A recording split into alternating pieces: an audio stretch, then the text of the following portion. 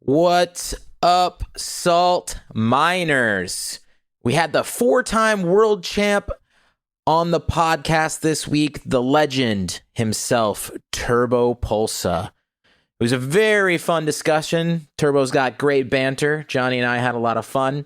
He had a lot to say about NA being way better than EU. Didn't mince words there. He also talked about pros that aren't putting in the hours when it comes to being at the top level of competitive play, and generally what it's like to be the best, the most winningest, the 4-time Turbo Pulsa. It's time to get into the episode, but before you do, make sure you head over to smelly.af to sign up for the newsletter. We release this content and all the other content coming out from the boys. Enjoy yourselves, folks. So, Turbo, welcome to the podcast. What are you salty about, buddy? What am I not salty about? That's the question. A lot Is of that a things. short list? That I haven't been here earlier. It's one. That we didn't invite you to an earlier episode. Yeah, it's whatever. I'm like 14 on your list. It's whatever. I don't really care, to be honest. I don't really care. Your loss. It's whatever. Could have done a better premiere, but True. It's up to you guys. I don't care. Hey, you're not wrong about that. I mean, we had Marky on here. I would gladly trade him for you. That's understandable. Yeah. He's a special kid. No, don't worry. We've saved the best till last. We'll call this one the end of this season. Yep. The final episode. The 14 season episode you guys all expected. Yeah.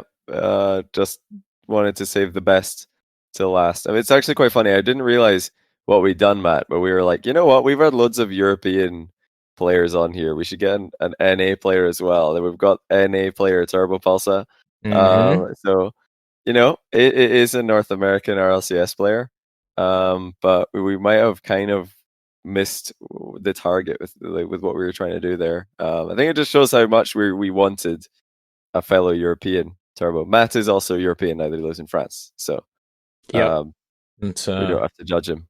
We switched spots. Where in the US do you live, Turbo? Actually, I don't think I know that. In Dallas. Dallas. Yeah. Nice. Have you started? I would open this thing up, but it would be too bright.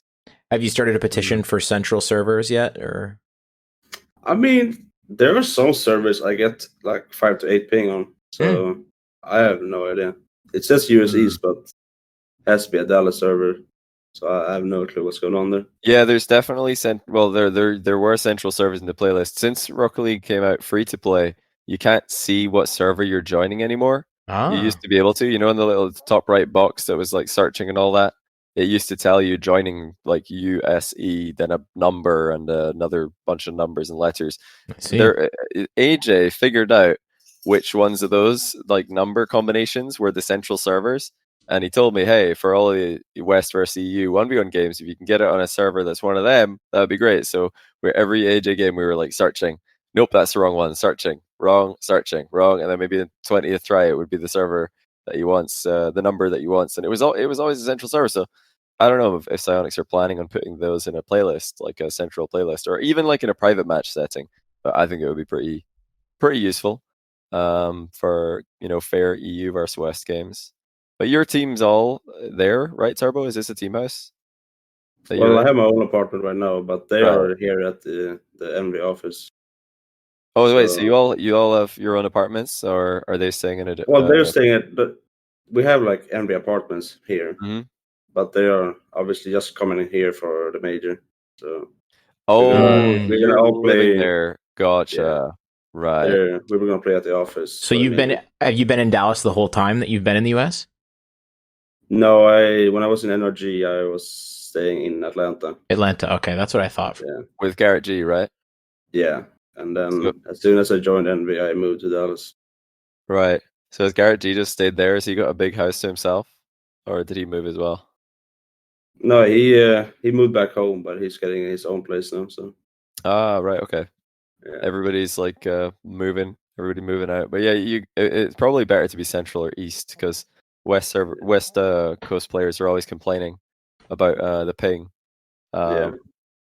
Although it is quite funny, West Coast players, I think they're rightfully complaining. I'm kind of joking there when I say that they're complaining. It's usually actually the East Coast players, in my experience, here, like, can we get a new server? This one's bad, and then they go from like 32 ping to 28, and they're like, yeah, this is a good start. Yeah, I'm ready now. I'm like, okay, I'm sure that 4 ping made a whole lot of difference. Meanwhile, the West players playing with like 100, they're not complaining, to be honest. So I take it back. West Coast players are not complaining. They deserve to. I mean, just move to East for it. Like, it's not that hard. It's true. Yeah. I mean, you moved across the Atlantic for better ping. Like, why not? Yeah, better ping. Yeah, better ping. Yeah. What was your ping from Sweden? Sweden's pretty good internet. It's probably quite fast, right? Well, in EU service, Mm-hmm. I had like 24 ping, I guess. Yeah.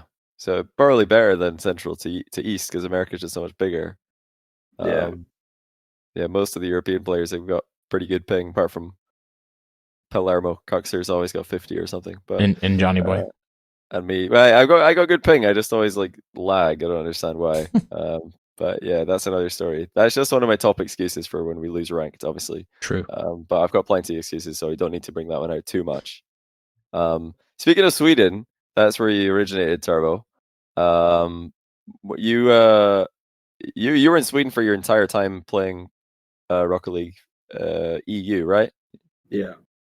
Yeah, and what's your background in Sweden? What's the short story of Junior Turbopolsa? Well, believe it or not, I play a lot of sports. So. What kind of sports? Floorball? Yeah, floorball and soccer. Nice. Not football, but soccer. What's the difference? Well, soccer is with a round ball. Football is with a egg ball. Hand egg, yeah. Has NA changed you? It sounds like it's maybe changed you. Listen, I read somewhere that UK people started calling soccer first. So okay, you read somewhere. Yeah, I read somewhere. Okay, so now I've heard somewhere that someone read somewhere that that's what happened. I'll believe it. Verified. Yeah. Verified. This conversation verified. Somebody Snopes that. But so what position in soccer, as you say, or what positions? I mean, just take a guess. Like, you can probably guess. Were you goalkeeper, center back? Of course. You're the goalkeeper. Goalkeepers are mad. Goalkeepers are mad lads, throwing themselves into the dog pile.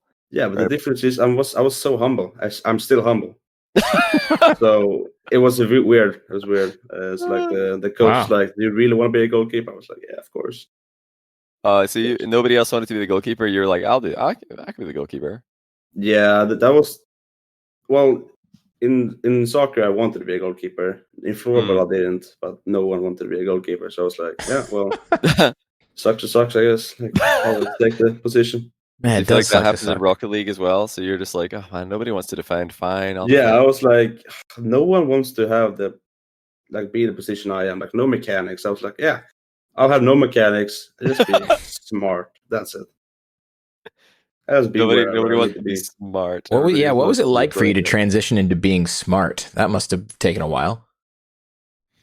I'm still not smart at all. I mean, I just try to imagine myself being smart. It's tough. I don't know. I was actually going to bring it up. Well, we're going to bring it up maybe later as well, just to go in deep on the topic in the current meta. But back in the day, when we're talking early days Rocket League, I think you were one of the more mechanical players in the pro scene.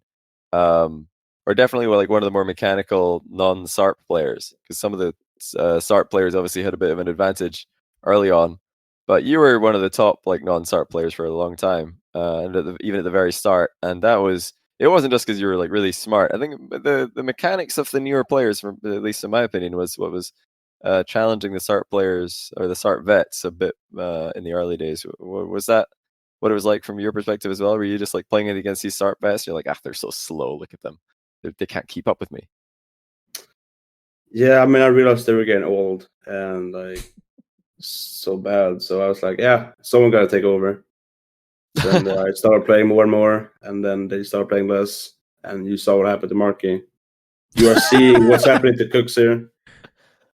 And, they're all going downhill while I'm still here, number 1 in NA. You know, it happens. It's whatever happens nowadays. Persistence, resiliency. Yeah, and now all the star players are gone. So, well, they're going away. And I think like at the time you were like what 16 when you started. Like, is that roughly the right age or a little bit older?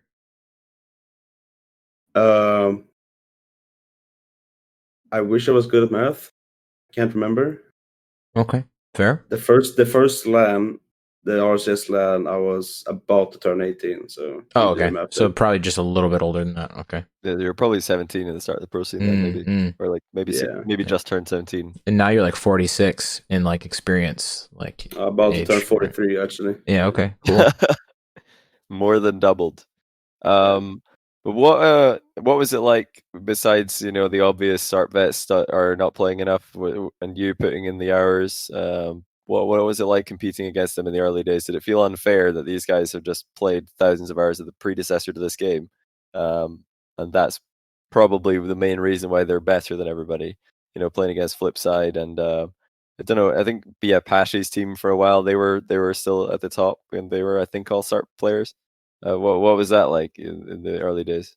I mean, you can't really call it unfair because if someone is getting into a new like COD game or a CS game, there's just going to be veteran players who played the past CS games and COD games. Yep. So you can't really call it unfair, but yeah, they definitely had some advantage, obviously.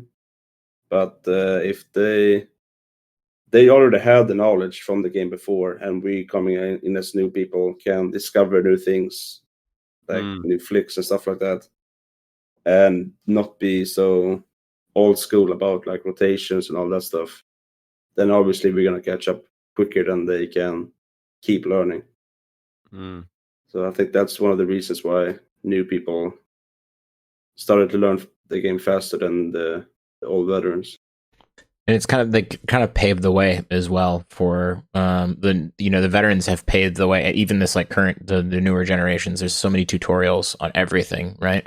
The rate at which you can learn all the mechanics is so much faster than it was back in the day because there's so many things not discovered yet. Yeah. What was your start in Rocket League like? Like, did you take it competitive right away? Did you play anything before Rocket League that you were competitive with? Not really competitive. I just played a lot of games like CS, FIFA, NHL, and all that stuff. I've been pretty average at every game I'm playing, but in Rocket League, obviously, like I'm the best. So it's like whatever. The 4-time. Yeah, it's whatever 4-time or something like that. For now, 4-time for now. I kind of want to let other people win. To be honest, it's getting boring. Well, what if K-Dop's going to win again? Then you're both the 4-time. Would that mean that you're more motivated? He's not going to win. Have you seen Alpha's past 2 weeks? Jesus. Well, like hours, you mean? Yeah. God damn.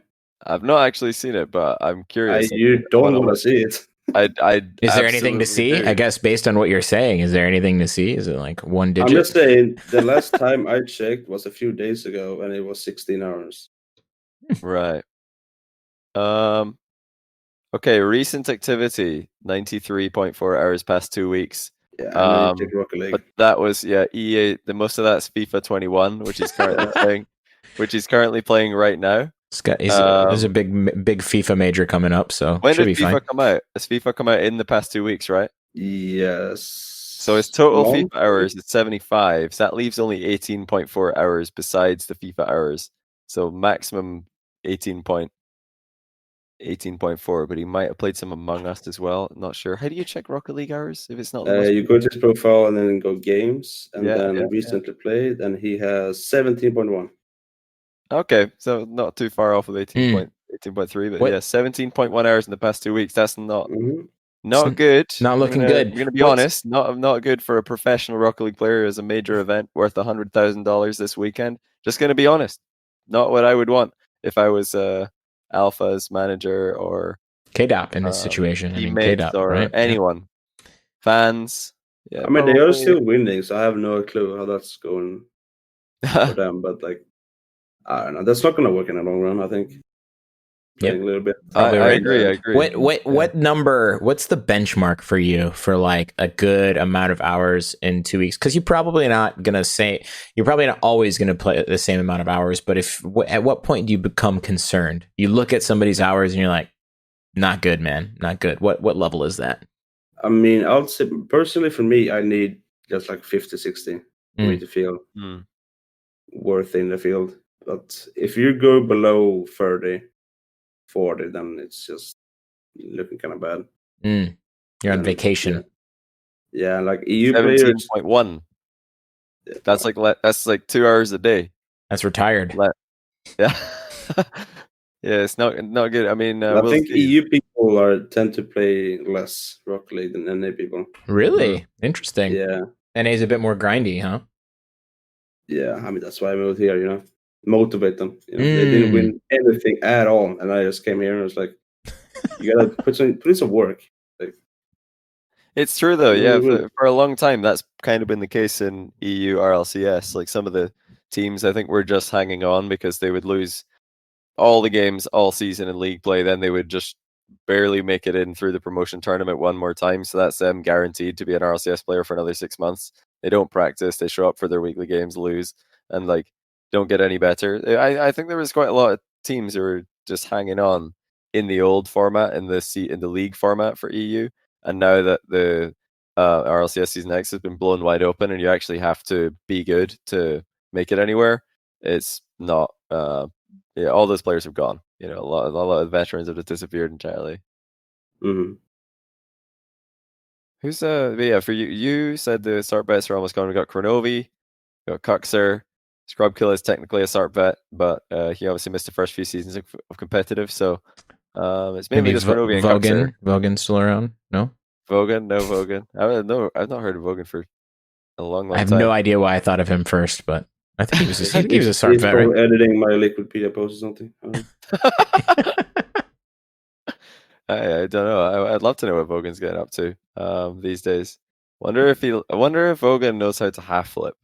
He was really big on half flipping being stupid, or at least I think he was way back in the day. I'm pretty sure Vogan was adamant that half flipping was a waste of time and that it was pointless. And if you're doing it, then you're out of position. So you should just not be out of position, because then you don't have to learn how to half flip. Just be in the right position. Just be in the right position, lol. It's not that hard. Stop half flipping. Just admit it. You're out of position. Just to take it on the chin. But yeah, those were the days. It was a lot more simple back then. You were playing with Kapow initially, the first big team. It was my XMG at some point or something, right? You a lot, and Sniper for the most part.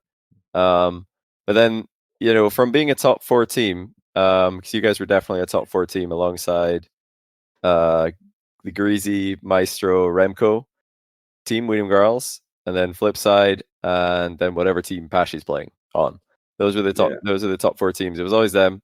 Then Doomsy's Supersonic Avengers were kind of like trying to break into them. You had the Flying Dutchman as well. It's like the upset team, I guess. Yeah, they were the 2 upset teams. But because RLCS Season 1 had 2 splits essentially. I don't remember if that's what they called it back then. But in the first split, you guys came 4th, I think. And if you just played the second split with that same team, you'd probably make it in. So you guys were really good. But you left to join Mocket, and this was like a big thing back then. You joined Pashy and Siki. I can't remember who you replaced. It was Killer number 7 or something. And that was a big Mystic. No, I don't even remember. Yeah. Was it Mystic? It might have been actually. Mystic, yeah. Actually, you're right. Yeah. You're spot on. You replaced Mystic on that team. And yeah, of course, a lot and Sniper. They were pretty disappointed because they didn't even qualify for the group stage. That they played with Violent Panda and they just lost in the qualifier. So they were devastated. And then your new team, Mocket, you guys did all right. You made it to Worlds, and then you lost without winning a series there. But what do you remember? What was your experience with that whole situation? There was a bit of drama between you and leaving your team that you were friends with to join another team, and then you rejoined the other team after the season was over. What do you remember from that? I don't think a lot of people know this, but the day after I joined Mocket, I asked Kapow if I could join back, actually. Really? Because I regretted my decision. but they said no. Say more about that. Like, what was the process? What happened? I don't know. I didn't really think that we. Obviously, I thought like Passion and Seek was good, obviously, and that we could do really well with them. But I didn't. Back in my head, when they offered me a contract with a salary that I didn't have before, for the first time as a 70-year-old guy playing Rocket League for the first time, like that was something I couldn't take down. But then after a night of thinking, I was like, that's probably a stupid idea. Like, I leave my friends when we first qualified for the first LAN ever. And I asked them to join back. They said no. They didn't qualify. I qualified. They were pissed. And then we got friends again. So yeah. What about in between that? Were you when they said no and then you qualified? I mean, you're 17 at the time. I can imagine there was some vengeance going on there too. Did you rub it in? No, because I didn't rub it in or anything. Because even though I was young, like I realized if that happened to me, my teammate leaves, we don't qualify, he qualifies, and then he rubs it in on us, I would get really mad, obviously. Yeah, so I didn't do anything like that. That's cool. So yeah, I actually remember those days. Actually, you might as well, because we were all in your server right at that time. We used to always hang out, and it used to be quite normal for us to just go hang out. And this is like the good old days before like there was anywhere near this much Rocket League content and just tournaments and things going on. It was like very chill before Rocket League esports really blew up. We used to just hang out in my Discord server with some of the old friends as well. And yeah, Turbo, you were there quite a lot after this whole thing happened, because I just remember that when you left that team, there was a bunch of drama and they didn't want to talk to you anymore. So you were like, oh man, well, yeah, I've got this new team, but my new teammates don't really talk or they don't hang out. So you were like, a bit lost. And I was glad when you ended up back with the Lot. And who was your other teammate in season 2? Was it a Lot and Dogu? That's right. You got Flying Dutchman's Dogu, and it, results wise, didn't pan out at all the way that you wanted. But it was cool to see that you guys at least had moved on from this drama. I actually remember at LAN, Johnny, when you and me were standing with a Lot, and he was like, we were in line at the first LAN in LA, and he was like, sort of like hinting that like he was going to be joining joining back up with a roster, and then it ended up being this roster. Was that Oh My Dog? Is that what it was? Oh My Dog, yeah. OMD. Just to put it in perspective for anybody watching, I totally can sympathize with your situation, because this is the team that beat your team in the league. Mocket, I think, Pashy's team, they beat your team, and most people thought you were the best player on your team, and then they offered you a paid position on their team. For it to go from a non-paid position on a team that just lost to the team that offered you a position, 17 years old, that's like a source of income that can help you support your Rocket League career and get you in a better team that, on paper was a very, very dangerous lineup. And you actually, I think in this second league played, it was like definitely a top 3. Mocket, Weedham Girls, Flipside, they were the top 3 by miles. It looked like a really good move in terms of results. But then when you got to the LAN, I guess like it just didn't work out. Like you lost to Quinn Lobdell's team in the lower bracket. You really have to say that? Yeah, yeah, definitely. It is what actually in Johnny's notes to say that. Yeah. Well, it's a big moment. I mean, for me, because I thought Mocket going in, huge moment for Quinn too. They're like maybe not just top 3 teams in the world. I not just top 3 in Europe. I then considered the top 3 in Europe. I thought that's top 4 in the world, to be honest. I didn't think any of the North American teams were going to be able to compete. So I thought, how's, Turbo, Pashy, Siki lost to Genesis, Quinn Lobdell, Pluto, and Espion? Like there must be something going wrong here, because this team, they've got so much potential and they've got so much talent. But what was it, just like internal issues or lack of confidence, jet lag? What was the situation there, Turbo?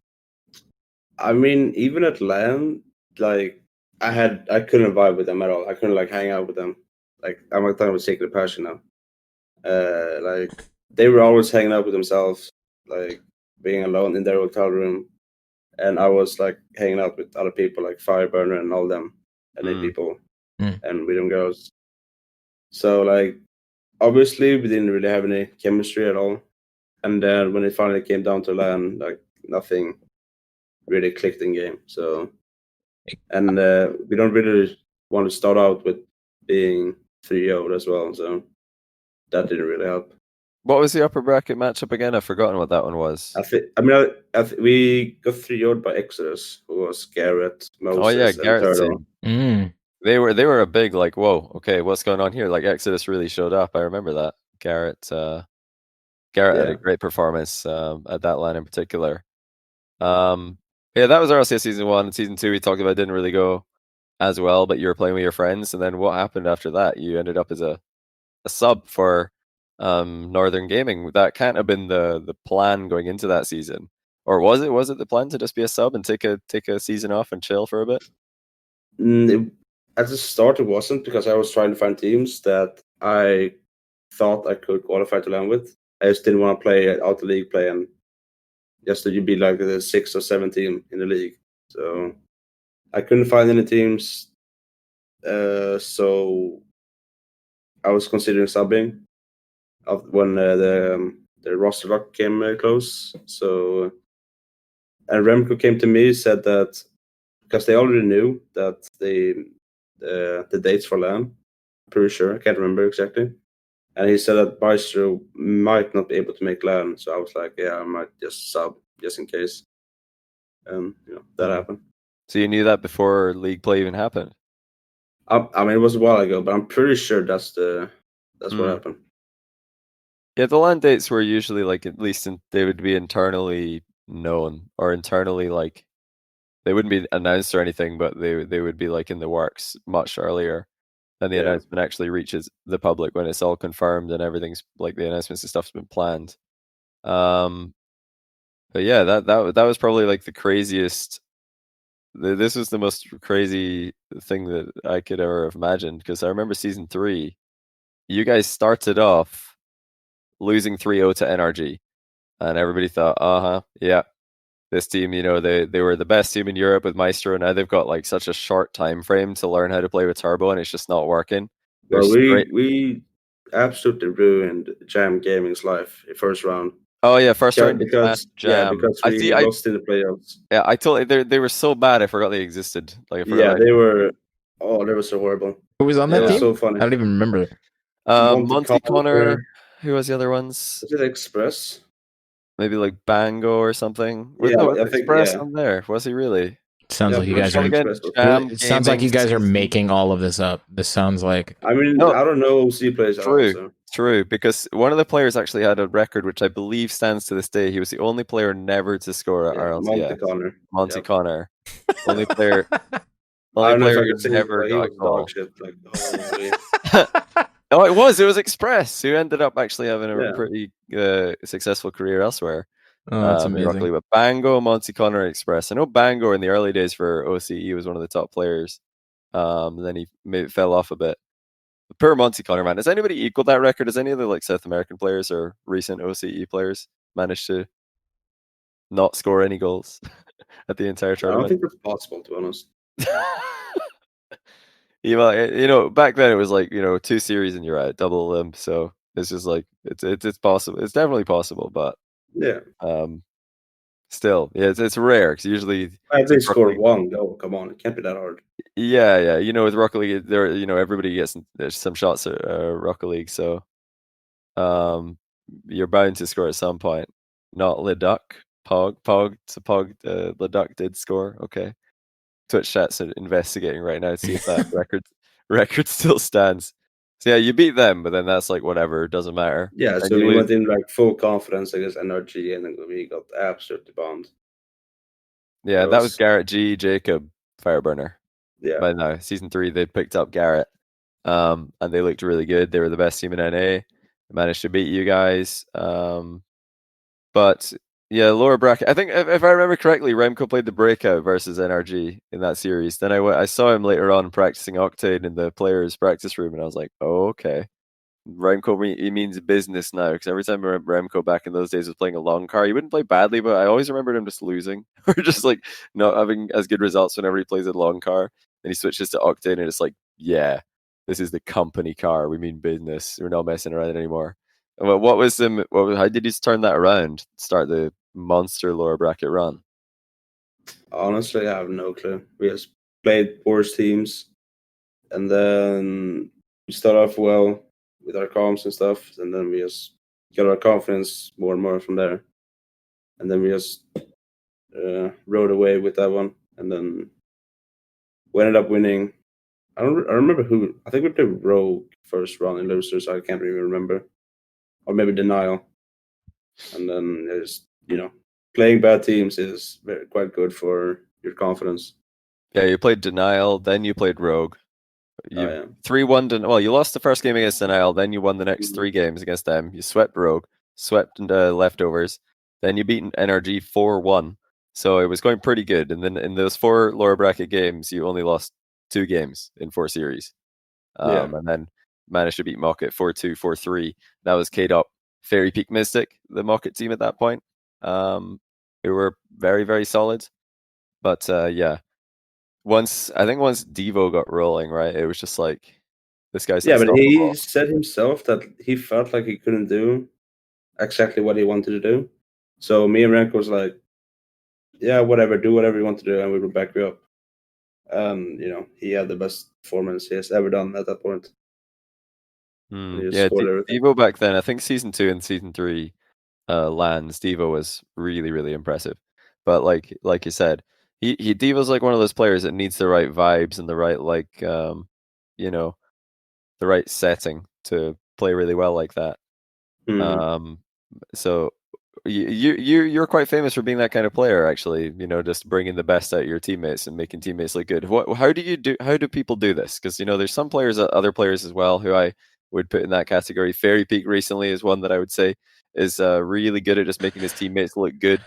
Did the impossible helped Johnny win at Twitch Rivals? Yeah, no, I'm telling you, the hardest of carries. Carried my ass. Like he's just like such a, I don't know, nice guy in comms. It just makes you feel good when you're playing with him, and he just all of his teammates just look like they're playing great Rocket League because Fairy Peak's in the team, in the comms. But you've done this as well. You've been a successful player in so many different teams, so you must also be quite good at this. What do you think are the keys to bringing the best out of teammates? If I'm gonna be honest with you, Johnny, I have no clue. I genuinely don't know. Like I've been questioning myself, like, why am I so damn successful in this video game? Like, I don't know. I genuinely don't know. Maybe it's just something like I'm the worst player in the team, so they think they have to carry more or something. I don't know. I genuinely don't know. What do you see the role that you usually play on like your teams? Like, do you, at this point, you're probably like the KG veteran that like calms everybody down when things are going bad or whatever. Is that right? Or what kind of role do you play in terms of, in relationship to your teammates? I usually try to be the one calming the most, like talking the most in the team, because if I can't play well, then at least I can be useful with the comms. And I think that's one of the reasons. I tried. I think I'm quite positive in games, even though like we might be losing, and we might be getting scored on a lot. But I try to stay positive, and I think that helps the team environment instead of getting salty and getting tilted and stuff like that. I think that's one of the reasons I've come this far at least. So, I don't know, Ash. I'm a dumb person, I don't know what's going on in my life. I just ride a wave.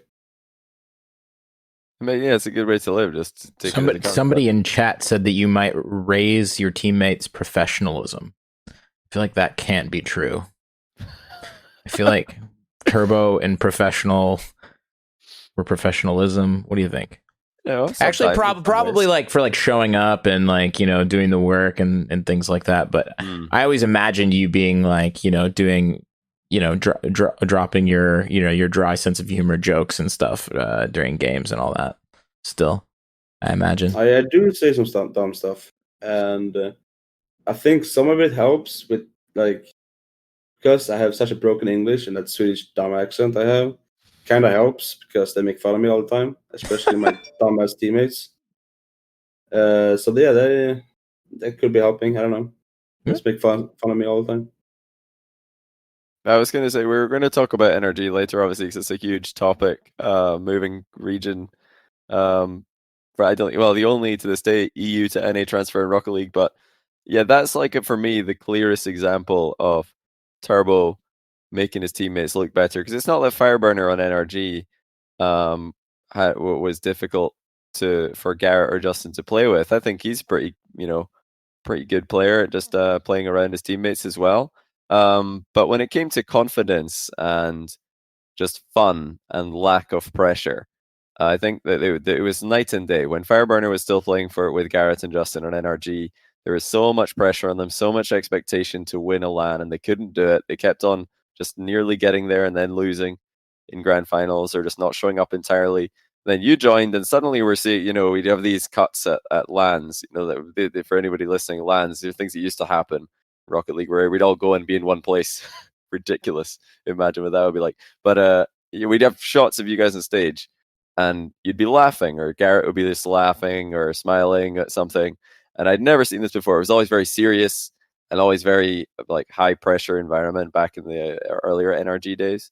So that, I think, from an outsider looking in, has to be something. It has to be something that you're doing that's lightening the atmosphere, making it a little bit more chill and a little bit more easy to perform. Probably, it very often happened after you'd score what people call these days a turbo goal, which that's another big topic we have to talk about. You'd just slander left and right. Miss a flick and you'd land on the goalkeeper and accidentally demo him, and the ball would roll in at 2 miles an hour, and then the camera would cut to Garrett and Justin laughing, and then you guys would just steamroll the series. So really, those are the plays that bring the best out of your teammates. But what was that like? I guess when you first joined, we can skip ahead.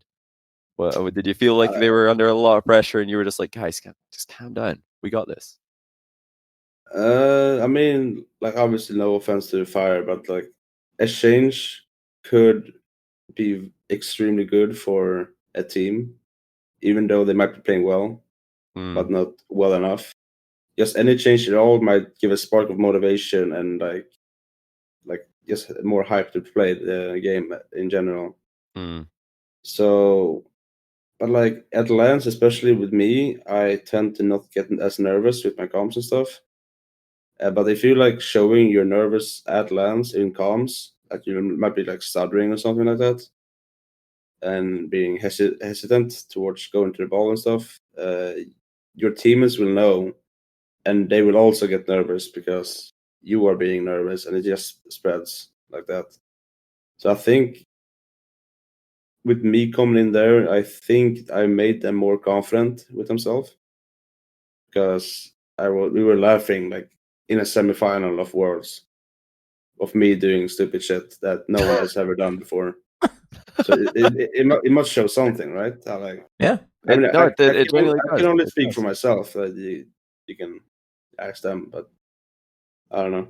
Well, you listen to these comm videos. I'm not going to like name names, obviously, but so, sometimes you listen into one of these comms videos that organizations and teams release, and you'll hear one of the players in a bad situation say, "It's okay, we got this," or something like that, and it just sounds so unconvincing, and you can just hear that nobody believes what just got said. You hear one of the players will say, "It's okay, we got this," and everybody's like, silence.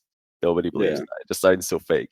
But I bet when Turbo says, "It's okay, we got this," everybody's in the team's just thinking, well, to be honest, Turbo, he's won a few of these world championships already. He's won a few of these LANs, so he probably knows what he's talking about. If he says we've got this, then it's a lot easier to believe that, because you've actually been there, done that, compared to some players who haven't accomplished any of that. They tell you that the situation's fine. You're like, well, what do you know? You've never won any of these tournaments. How would you know if this is fine and we've got this? So it's got to be just a success breeding confidence kind of situation. I mean, if you look at the comms videos, you can, whenever we get scored on, we all say it's fine. Like everyone says like, yeah, it's fine, we got this. Like no one is going to sit quiet, and like if you fuck up being the last, like if you're in the goal and you miss an open net or anything like that, and no one says anything, for some people in the back of your head, they don't think, oh, my teammates hate me. I just missed an open net or I just missed that. They think I'm shit. So, and then you're gonna play bad yourself because you in the back of your head you have the thought. But with that team, like everyone was just they just wanted to play with each other, basically.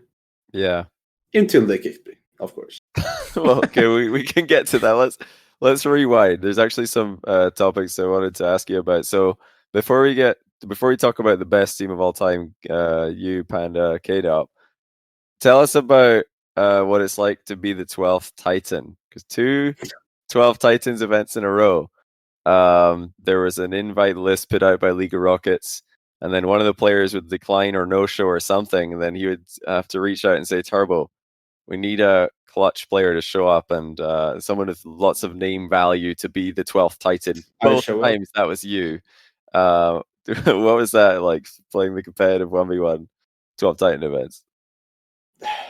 As we all know and love, my 1v1 skills non-existent. Like they're not there. I exist as to help and motivate my teammates. I don't have teammates.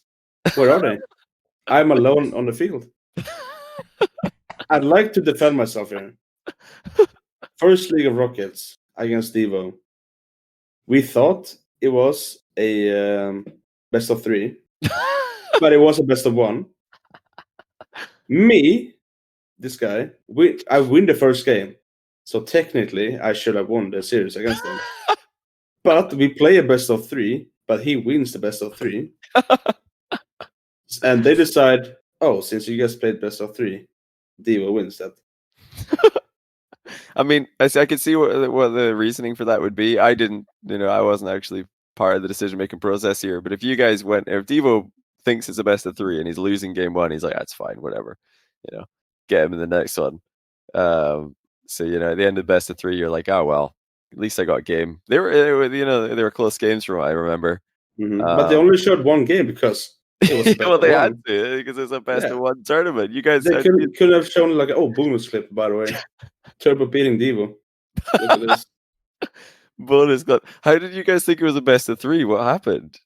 We're both stupid. Like Devo is one of the most stupid people in the planet. Like, and the mix with me, we're both stupid. Like, there's just no saving from that. I don't know. Yeah, I was really curious. I'm pretty sure he marketed it as a best of 1, like very, very clearly and everywhere. Then you guys were like, it's probably a best of 3. Yeah. I'm just there for content. Let's just play 3 games. No, you're actually, I think you're selling yourself short. You used to be definitely really good at 1v1. You beat Scrubkilla 3-0. Like, I think you were the first person to beat Scrubkilla in a 1v1 show match 3-0. He was devastated. Absolutely crushed. Yeah. So yeah, you used to be pretty good. I used to see your name up there in the top 10 of the leaderboards. Did you just like stop playing that entirely and focus entirely on 3s? Yeah, let's just say I stopped playing once and focus on 3s. Let's just go with that one. Yeah, definitely didn't fall off at all. I think it's people better than me. Not at all. Yeah, I think it's a pretty good angle to take on it. Yeah. But that was amazing. I couldn't believe the second year came around. I was actually helping the logistics for that one. I was like, we have to ask Turbo again. There's no one else that like has the name value that we can reach out to last minute. I don't even remember the second year Rockets. I can't remember why. I can't remember who bailed at the last minute, but we were like, oh no, we need another player, because the top 8 of that tournament was being recorded in a LAN. So we're like, well, we need to know who the top 8 are. We haven't played the first round, so we had to get you to come in, and you played the first round. Who was it against? I'm going to find out. I think it was against another EU player, if I remember correctly. Well, I wasn't EU. It was Ocelon. You played Ocelon. Oh yeah. But it doesn't have the score. 1-0. It just says 1-0 on Wikipedia, so it doesn't tell us what the score was. But you probably like 8-7 to him or something like that. Close game, probably. I think it was a close game if I remember correctly. But yeah, somebody in Twitch chat can check. That was probably Floris dip. No, Floris didn't dip. Floris was top 4 if I remember correctly. Yeah. Yeah, he lost to Scrub in the semi-final. But maybe a bit of better luck of the draw, and Flores could have made the final if he just could never beat Scrubkilla, but he'd beaten Fairy Peak before, so if Fairy Peak played Scrub semis, maybe that goes the other way. Flores, he was good, definitely. But yeah, back to 3v3. Turbo, tell us, how did Gale Force happen? How did you, Panda, and K-Dop end up on a team and then win everything? Whose idea was this? And did you have any idea it was going to go as well as it did? Well, obviously because, well, we all know I'm humble and everything like that, but obviously it's me, so everything's gonna go fine. But after season 3, NG Northern Gaming didn't want to play with me anymore, or they decided they wanted to play with Greasy instead. I was How'd that turn out? Yeah, why? You just won the World Championship. What happened there? I don't know. You asked them. They didn't ask me. They never told you. Nope. It's like you're like Dr. Disrespect. They never asked me to play more with them. So I went to look for a team. K-Dop really wanted to play with Panda, and vice versa. And obviously, since I won Worlds, I was quite hot on the market. Literally am right now, quite hot. That's whatever. So they decided to play with me for a few tournaments, and then DreamHack Sweden. And after that, we just clicked, and that's how it happened. Just, you want to play with me? Yes, and there we go. Nothing too much into it. They did ask Fairy Peak first to play with them, but Fairy Peak, being the dumb person he is, decided to play with Pashy. So that went really well. Yeah, Fairy Peak or K-Dop wanted Fairy Peak to come with him, but he said no. He wanted to stay. No, so they signed up for a Gfinity with Fairy Peak when all the weeklies was going on, and K-Dop and Fairy Peak, you mean? Yeah, and then Fairy Peak was like, "Nah, I want to play with Pashy instead." So he signed up to Gfinity, I think, with Pashy. So the last minute they brought me in, and then we went to DreamHack Summer, and then we just made a team. Yeah, because you came second at DreamHack Summer. You were second at like the X Games, second at DreamHack Atlanta. So I mean, yeah, clearly. I mean, you guys were obviously every single one of those series were really close in the grand final. I think they were like 4-2 in DreamHack Summer, 4-3 in X Games, 4-3 in DreamHack Atlanta. So it's all like barely second places. And then as soon as you got that one win, as soon as you won something, which was your first LAN win, the Season 4 World Championship, actually? Was that the first LAN that you guys? Yes. Yeah, because you bombed out a Gnarly, and then everybody was like, "Oh, maybe this team just aren't going to win a LAN. Maybe they're just not LAN boys." Because you were supposed to be the super team and you were doing really well online. But then you came second 3 times in a row. Then Gnarly, the Ghost Gaming swept you, and everybody's like, "Wait, what is happening to Gale Force? What was happening to Gale Force? Losing 3-0 to Ghost." And Gnarly won right before Season 4 World Championship, which you won. So I mean, clearly you fixed whatever was wrong. Yeah, I mean, we lost the classics. We honestly, I'm surprised we even stayed as a team after losing the classics, because that was a disgrace. Honestly, it was the worst time of my life. You can't recover from it. It's just bad vibes in general. I'm pretty sure it was. I don't think Worlds was that long after Northern Arena. It was right after. It was like 2 weeks or something, if I remember. Yeah, I think it was like that. Yeah. So how do you go from losing 3-0 to Classics to winning Worlds and making it look easy as well? I mean, the winners' final was close, but then the grand final was just 4-0. It was easy peasy. One of the quickest LAN wins ever, just through the winner bracket. Well, different environment, I guess, because Northern Arena was garbage tier as a LAN in general. So we go to Worlds with a different mindset, just different vibe, and I don't know. We just play different. Like, you can play bad one day and then you peak the next day. So that's probably what happened. Yeah, with the easy. I mean, I guess that was like the turning point. From there on, you guys just won everything. It was like you win Season 4, and I can't even remember all the LANs that you won. You won like so many, and then won season 5 as well. Like, yeah, I need more hands. Count them. Yeah, there was many more LANs. And I remember you won Northern Arena number 2 with a pretty right after Worlds as well. It wasn't like season 5 was the last success of that team, but so you guys had it all going your way, everything was amazing, but KDOP still left. Well, why or how did you feel when KDOP left the team with you and Panda to join Fairy Peak and Scrub, even though you guys were still winning everything? What were your thoughts when that happened? I understood, like, I knew what he wanted, and I can see why he wanted it because of internal issues with the team. So, like, I didn't try to make him stay or anything like that because I knew that that's just gonna ruin him as a person and a player. So we just let him go because that's what he wanted. Obviously, we didn't want it to happen because he's, KDOP, can't really let him go. And I don't know. As you know, I'm a dumb person, so I have a short-term memory. So I don't really remember what happened after, like what the process was after we kicked him. So I don't know. After he left us, I mean. I think initially it was going all right for you guys, if I remember. You got Yukio. It was you, Yukio, and Panda, and then Vitality, who KDOP joined with Fairy and Scrub, was kind of struggling. Everybody was like, "Oh no, what has KDOP done? This team they're a disaster." They were like just putting up some terrible performances where they would just be triple committing all over the place. They looked awful, and then you guys won DreamHack Leipzig 2019 with your brand new team with Yukio. I think that was pretty shortly after the transfer happened. So initially, were you thinking, okay, well, yeah, KDOP being that one, he's off. They're failing. We're doing great. We're winning LANs still.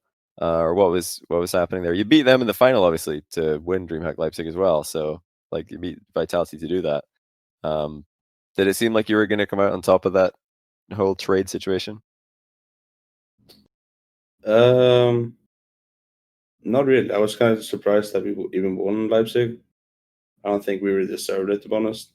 It's just that we played good the entire DreamHack, and then you could see online the next league play that we were not the Leipzig standard that we had. So I think that was just a honeymoon phase we had, as many other teams have had before, and it showed our true, like, what we really could have done in season 7 league play. So yeah, it was not that great of an environment, and we were personally having issues within the team as well. So it was just not a great environment for me to be in personally, and I was demotivated to play. That's what led you to leave, or did you already have the NRG offer on the table before leaving? Which happened first? Was it NRG and then you left to join them, or did you leave and then NRG were like, "Hey, we're knocking at your door, Turbo"? No, I had no offers at all before making my own decision to leave. I just left, and then I did whatever just came upon me. Like, I don't think the NRG offer was first a joke between me and Garrett when we were at the vacation in Barcelona, which you were there as well. Yeah, I remember. Yeah.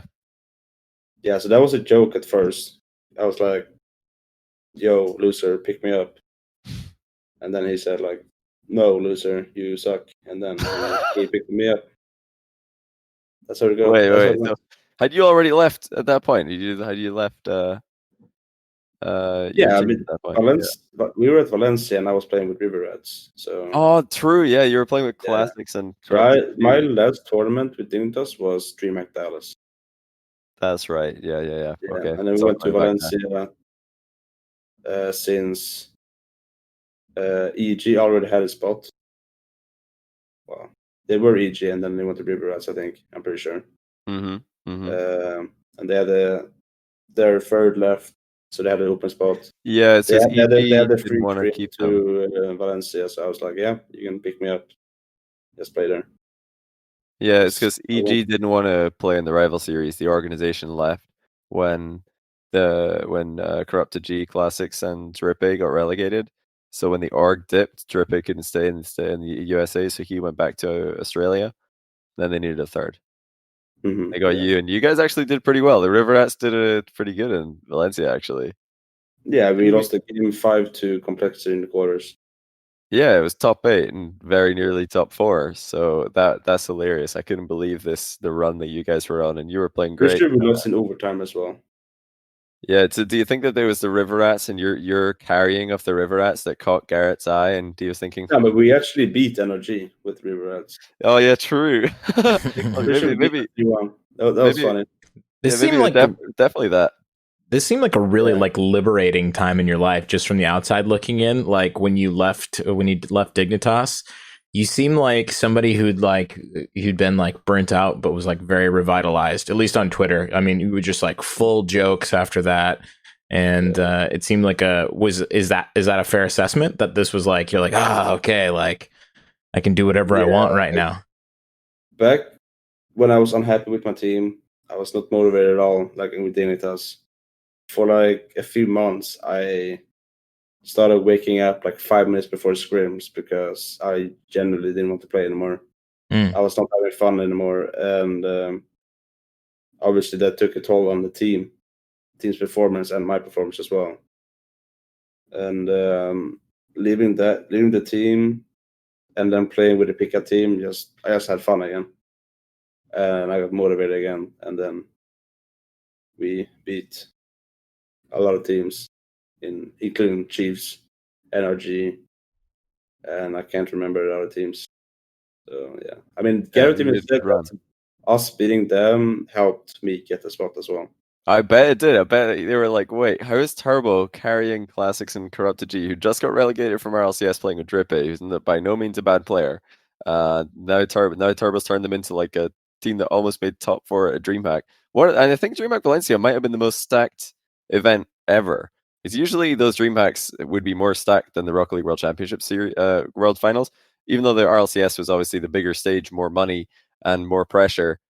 All the teams were at the DreamHacks, and DreamHack Valencia, I remember seeing the team list for that. I was like, oh my goodness, like there are so many teams here. Then DreamHack Montreal as well, like every team is there. But yes, but even like way down to like the best rival series teams, it was stacked. And then you guys are nearly top 4.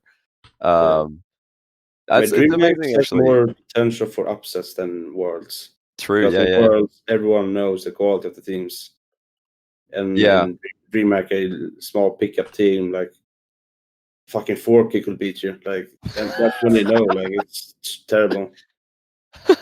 They're great though. I mean, it's a different kind of vibe, and there's like all these dream runs. I mean, that's how the Peeps went and won a DreamHack as well. It would never happen. Yeah, Equazula going top 8, like Lenny said in chat. Like there's loads of these teams who are making great runs. Speaking of Equazula, you're the one who ended that one, Turbo. You ruined that Cinderella story. DreamHack Leipzig. Yeah, we beat them, and then I said, watch out for these guys, and they did not even make it to all ours. He said these guys were legit. Keep an eye over them, and they just disappeared. Although, like individually, they didn't. You know, it was Matane, Taz, and who was their third player? Impact. Impact kind of disappeared, but Taz and Matane had a few reasonable runs together. Now Matane's on a team that are doing really well. The Monkeys turning into Galaxy Racers, so maybe we'll still see more from Taz. He was still in a top 16 RLCSX team, I think, in the most recent regional. So they didn't entirely disappear, but as a team, they didn't do too much. Yeah. I was gonna say, it's funny how often that's the case. You know, just a joking. Like I remember the reason Greasy joined Flipside is kind of because Marky Dude had jokingly asked him, "Ha, yeah, you should join," and then Greasy was like, "Ha, yeah, I would." And then they did. Yeah, you never expected to happen. You do the same thing to Garrett, and he's like, "Haha, no," but actually, yes. Here's the contract. I bet Garrett was keeping a close eye on those River Rats performances though, because you were popping off. You're actually playing really, really well. You didn't get a chance to do that. Spark of motivation and like being happy to play again. Does that feel similar to like right now? I mean, it sounded like, at least what you guys sort of aired publicly on the NRG thing, that you were lacking motivation a bit.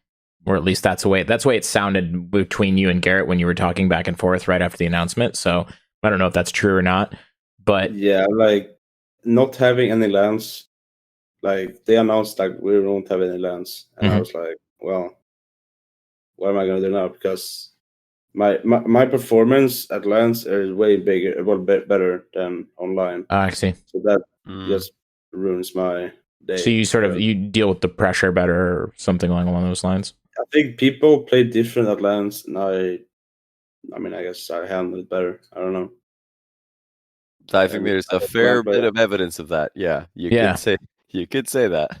Yeah. And so I have to imagine there was some sort of spark that reignited you being sort of, kicked from NRG at the very least. Yeah, but there's always, whenever people want to play with you, you always get motivated. Yep. And when you get, if you're in my position, like I move here, move across the fucking pond, and then it's a big pond. I get a visa. It's a really good pond, and I get a visa. I have to stay alone with a roommate, my teammate. We win worlds. We do a few bad performances, and then they kick me. So I either have to get a team with an org, like a big org behind me, that can provide a visa, or I move back home. And I didn't want to move back home because EU is absolutely trash. I just don't want to be there. Like, look at them. Do you really like living in the US that much? I'm very curious. I mean, I live in France, so I know, it's there's good and bad with like moving somewhere else. I'm very curious to hear like how well you feel like you do fit in NA. I fit in quite well there. Yeah. I mean, if I could like have the NA scene back home, I would probably move back home. Okay. Once again, the EU scene, absolutely fucking garbage there. Hey, what's the difference? Everything. Have you seen the players? Have you seen the matches going on? Have you seen the orgs? Like, holy. What's wrong with the orgs? What's wrong with the players? Players, yeah. The players? Yeah. We want specifics, Turbo. I mean, we can start off by having Team Liquid first. First example here. Where are they? Where are they in the standings?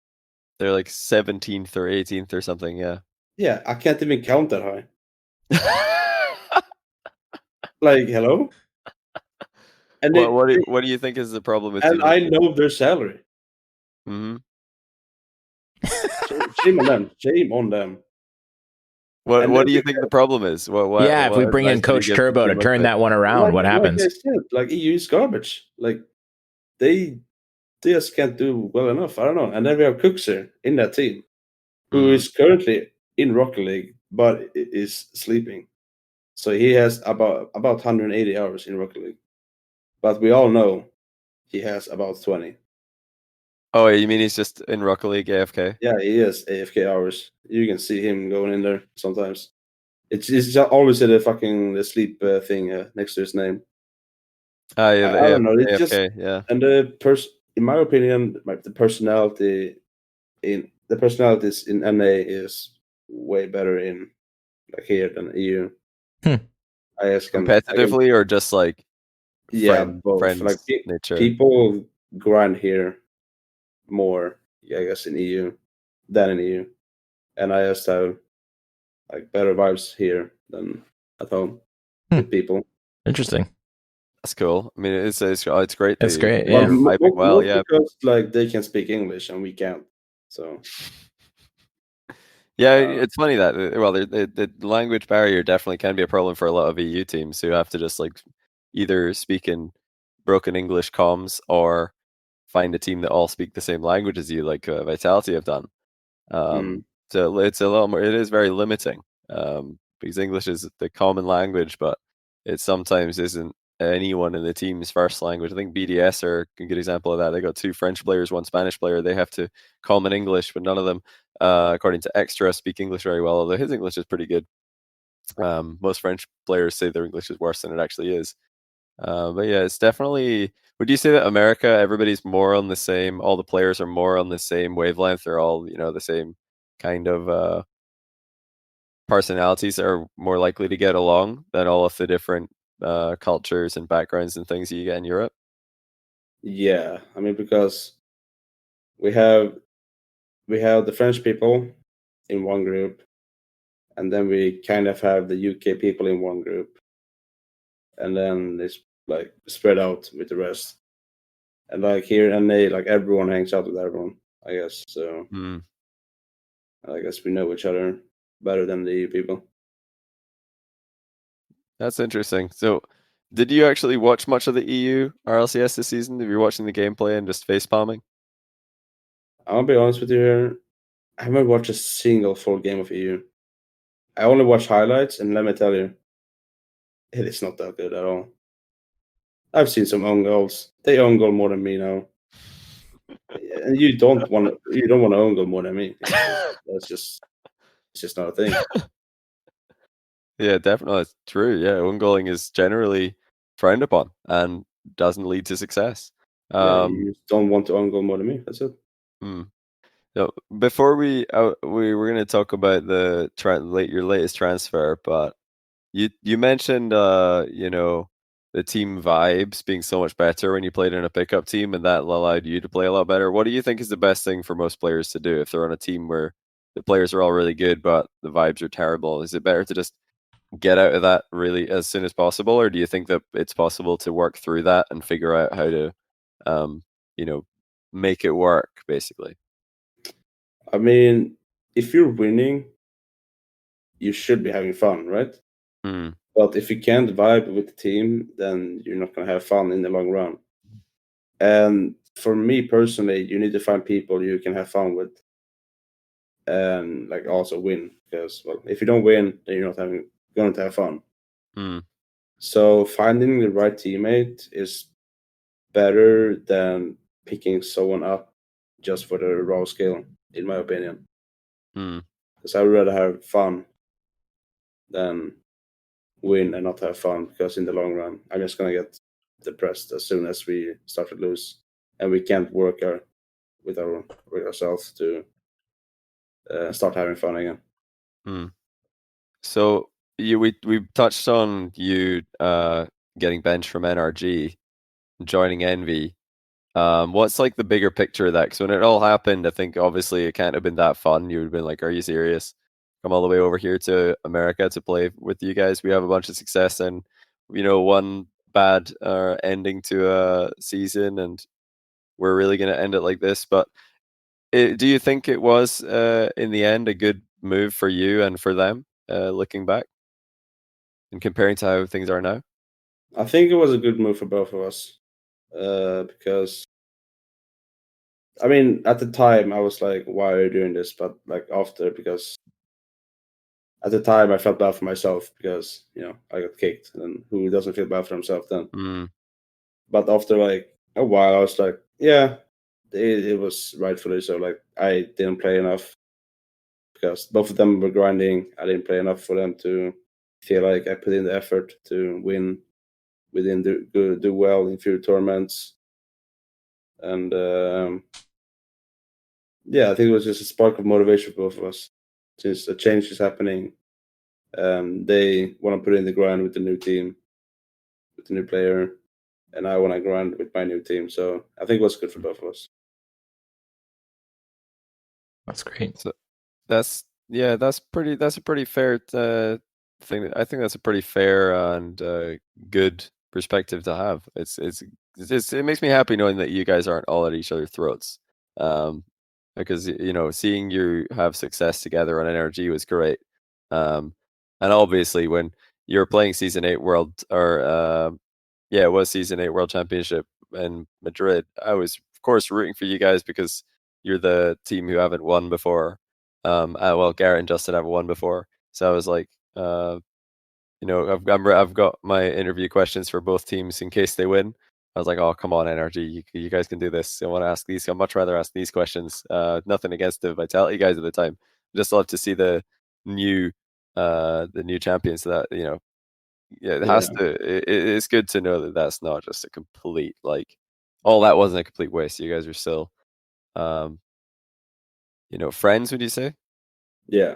Yeah. We talk with each other quite often. So yeah, that makes me very happy to hear, honestly. But do you still like have that competitive like want for revenge? Like every time you play NRG, is it like a little bit more spicy than when you play the other teams in NA? no, not really. I just want to win against every team, and it just doesn't matter who it is. Okay. I don't really see them as rivals or anything like that. There's no revenge going on or anything like that. Just it's just business. They thought it was a good decision. Obviously, at the time, I didn't think it was a good decision, but we move on. We see past it, and then that's it. What do you think was causing them to have the success against you guys in the first two regionals? They managed to beat you in both of them, and then round comes regional 3, and you guys beat them. What do you think is going on in that matchup in particular?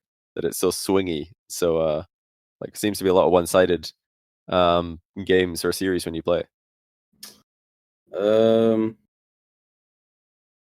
Experience maybe. I don't know. Mist and Atomic are quite new players, but they are extremely talented. I think Garrett and Justin and now Squishy, like they mesh quite well. Maybe not in the beginning because there was a lot of double commits, but they worked through it. And now they are insanely good. And I don't know. I think their personalities match with each other, so they are immediately going to like mesh well in scrims and have fun. And if you're having fun, you're obviously going to play good because the vibes are there. So I think they just wanted it more, I guess, and they had the experience to do it. What about expectations for this weekend? It's a major. It's the last or the biggest event of the year. You guys going in with one of the middle seeds. So that puts you. I've forgotten off the top of my head what the bracket is, but I got it right here. So you guys are up against Alpine on NRG and the Peeps side of the bracket. Who are we playing? Alpine. What do you mean? You don't know who you're playing? Who? Oh, I see. No, like I don't get how they should be in the bracket. Like we should have a bye round. Alpine, but they don't make the bracket every time, Turbo. I think they made all 3 brackets. They've done this every time. Doesn't matter. They have to wake up for a game they're not gonna win. It's just a waste of time. Hey, Turbo, they beat Space Station at the weekend, last weekend. Okay. Are you not worried about that? You don't think that might be a team in good form? Why would I? No? No? No respect for Alpine? You're just looking straight past them at the semi-final matchup with NRG? Yeah, I'm top 4 already. Like I can already see the top 4 money in the bank account. Like I get it. Oh man. Hey, we'll see. Hey, I think everybody's rooting for the NRG Envy matchup on the. And if we lose now, I want to see some tweets. That's what I'm saying. Like, if I talk so much shit, they're gonna talk so much shit back. I hope so. Oh, I don't think you got to worry about that. The Alpine Twitter account's popping off usually. They're going in on their own team, like never mind other players who are calling them out. So, oh man, well, that's all they have. Twitter. That's all they have. Hey, if there wasn't any hype for that matchup, then there definitely is now. So, man, that's crazy. Best of 5, Alpine seem to be peaking, but not enough to impress Turbo. Their peaking is like our lows. Yeah. So no big deal. As long as you don't go in really low on the quarterfinals, you should be all right then. But yeah, best of luck to you. But before we get to the dessert section, I've got one other question. What do you think if BDS and Vitality were, teleported to North America and they played in the North American RLCS Season X? How do you think those two teams would do? How would they fare? Now, that's a team I would like to see Alpine play. That is some good 50-50 match. I could see that being a good matchup, to be honest. Oh, that says it all, I guess. I mean, we have a solid top 4 NA teams, and then we have Rogue and Peeps as upset teams. I think they will do quite well, be around the top 4. I think they're better than the upset teams in NA. So I think they will probably get beaten by us, like all the top 4 teams, but they will be up there for sure. I think NA in general is so much better. I like that. Oh man, there's so many clippable comments here. This is great. Yeah. This podcast is about to be popping off. Oh man, we're gonna have to remember about this one when we finally get another LAN. Oh yeah, I forgot about KCP. Yeah, KCP are definitely one of the. But it's pretty understandable, like that you forget about KCP, right? The team that took you guys to like game 7 of the third regional. Yeah, but you don't take me to game 7. Like that is the number 1 rule. That was their mistake. Yeah, you don't take me to game 7. Like, I don't get it. Yeah, there's a lot of Hey, Twitch, you guys better all be clipping this for the next LAN, because all the Turbo versus EU matchups are going to be very spicy at this rate. 100%. But yeah, Matt, I think it's time. It's time. All right, Turbo, we're going into the dessert round for the Saltcast. So, so we have like a couple of like fast. We'll call it the supersonic round, whatever. It's just kind of a quick list of like your favorites. So, favorite car that you don't main.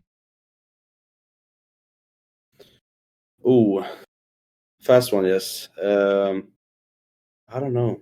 Like a car you wish was viable because you just love playing it, but every time you play it, it sucks. Esper. It's a good one. Yeah. Favorite decal? I don't know. Some black market decal, I guess. I have no clue. Cool. That's a good one. Boost. Favorite boost? I'll say the bubble. So annoying, but you know. That's the point, though, right? I think you were actually the first RLCS player to ever like use like a troll engine noise during RLCS, right? Like you did like the Scarab engine, wasn't that you? I mean, I played with the cat noise. I don't know if that was. You currently play with the cat noise. I played because my teammate absolutely hated me. Oh right, yeah, that's the downside. But it was fun. Because back then I played with so low sound that I didn't hear my car engine. Same. That's what I do. I play with like really, really little game sound. So I have the cat. It's better. Yeah. You know, maybe 1 or 2 of my teammates are complaining, but there's always more opponents than teammates. So percentage wise, you're doing a lot of good there, I'd say. I'd say bring back the cat noise. Tell your team it's a mathematically effective play. I mean, I do play with low sound sometimes, so I'm more aware of the surroundings. So I need to look around more and not rely on game sound only. It teaches me. Well, I don't know if anyone else might be doing this, but I'm more aware of my surroundings if I play with low sound. Because it makes you look around more and makes you track things. That's smart. Yeah. I like that. Interesting. Favorite wheels? Just either the Tunicas or the Alpha wheels. Nice. All right, you are the 4-time, correct? Yes. Who is the most underrated no time? Or I guess what I wanted to say here is, who do you think deserves a championship that hasn't won one? Who's the best no time? Yeah, the best no time. There we go. Thank you.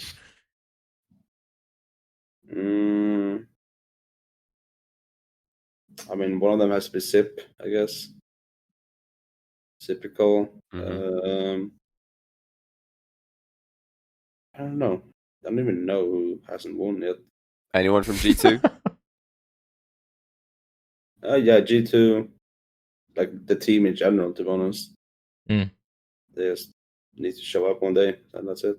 Yep. Super G2, the team in general.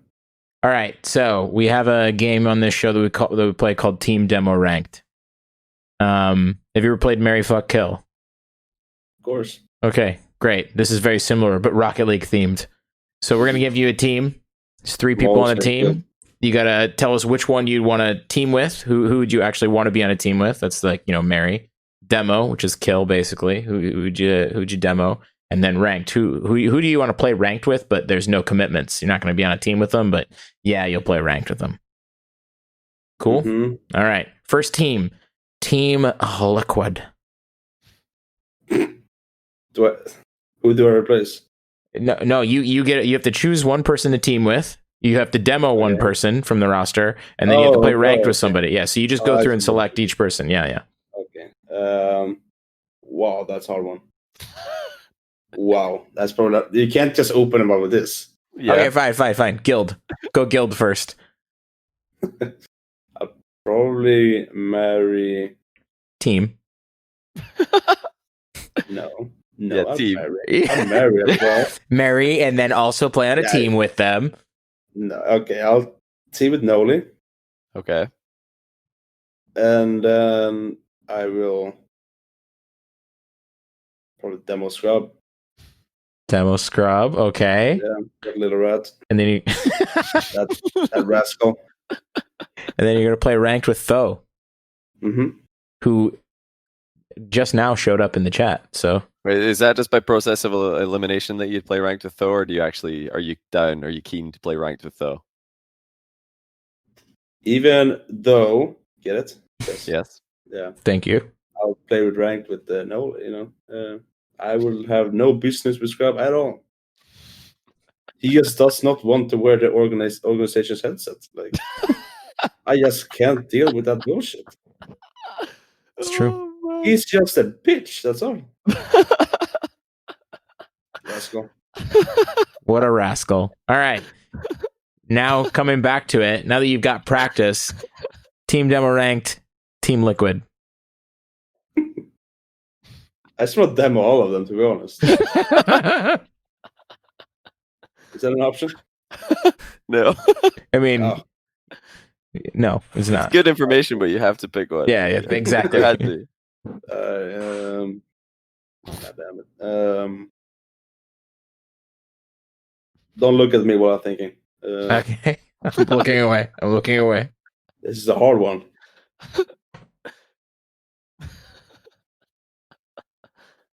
Okay, so I'm gonna stay with Mary here. I don't give a shit what you think. I'm gonna marry Fruity. I'm marrying Fruity. Yep. Okay. I'm fucking Cooks. Wait, that's ranked. No, I'm that's fucking right. Cooks. Yeah. Okay. Yeah, and then I'm shooting Speed right at the forehead. Right here. Wow. You really have become American. Yeah. Yeah, I live in Dallas. Yeehaw. Oh man. Turbo is strapped. Okay, cool. That was a good one. All right, Team Dignitas. Where do I begin? Wow. I'm probably marrying Yukio. Going with Mary here. Once again. Okay. And then I am fucking. Who's on team? It's Joris and Panda, right? Yeah, Joris and Panda, yeah. Yeah. All right, I'm gonna use the strap on Panda. I'm killing Joris. Okay, awesome. That was good. Now we'll move over to NA. That was very, very intelligent what you did there. Yeah. Actually. Very, very smart. We'll move over to NA. We'll go SSG. Oh, you already know who I'm killing. So we're skipping that one. I am marrying, once again, Sip, and then I am fucking without protection Arsenal. Okay. All right. This is taking a turn. It has. It's taking a turn. All right. What about G2? First of all, they're not underage. Second of all, it's 15 in Sweden, and I'm Swedish. So, listen. What was the team? Who said that? Arsenal's G2. Yeah, G2. So, yeah, G2. This is a hard one. Because I would love to marry and fuck all of them. With consent. By the way, consent. Always have consent when you do that stuff. Especially marrying. And I will team with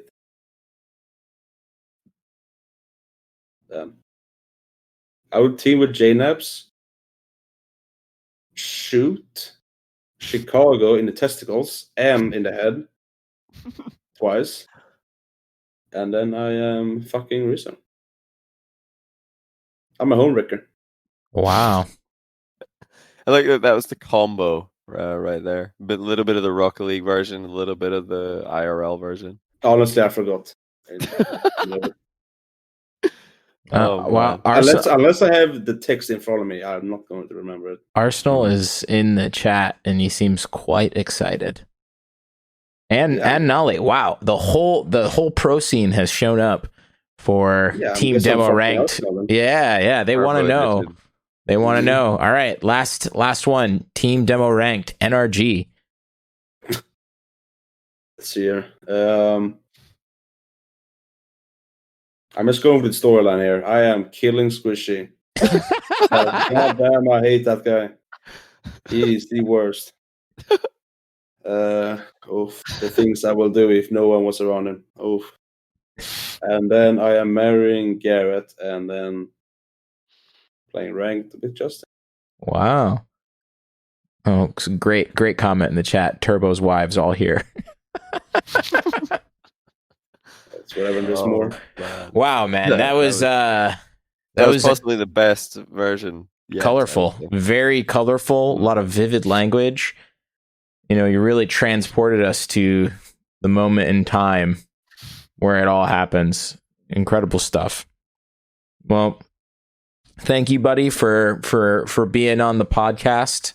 It was very good to get the behind the scenes of the stuff that you remembered, which is about 10% of your career, it seems like.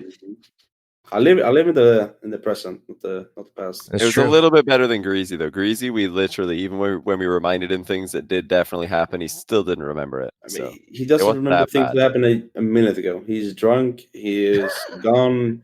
He burns his pizza 24/7. He is not aware of any surroundings at all around him. Yeah, Facts, yeah. You were definitely better than that. You remembered more than Greasy, so props. Yeah, and that shouldn't come as a surprise. So I already cared about it. I'm over it. All right. Well, we enjoyed having you on the podcast, Johnny. Thank you as well for joining. Hope you guys have a good night. Good night, Twitch chat. Turbo, you want to say good night or no? No, fuck him. No, okay. Fuck him. All right. Cool. And with that, we are moving on. Thank you so much for listening to this episode with Turbo Pulsa. It was a very spicy conversation and very good chat. As I said in the intro, Turbo is incredibly funny and incredibly successful in Rocket League. So it was really interesting to get his take on all the different things that we covered. If you enjoyed this episode, I'd also recommend that you check out our discussion with Speed from Team Liquid. He's also somebody that doesn't hide his opinions, shares them all freely, and I think is a very similar and excellent episode. Thanks again for tuning in. Have a good day, folks.